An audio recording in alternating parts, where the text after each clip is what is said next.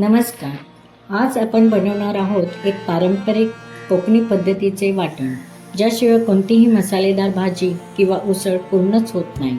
आपल्या घरातलं प्रत्येक जेवण एक गोष्ट सांगतं आणि त्या गोष्टीचा सुगंध म्हणजे वाटण.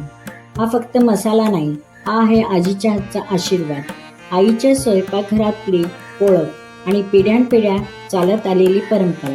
जेव्हा वाटण तयार होतं तेव्हा फक्त चव नाही तर आठवणही दरवळते. एकदा करून बघा हे अस्सल कोकणी वाटण आणि अनुभव घ्या घरगुती परंपरेचा सुगंध.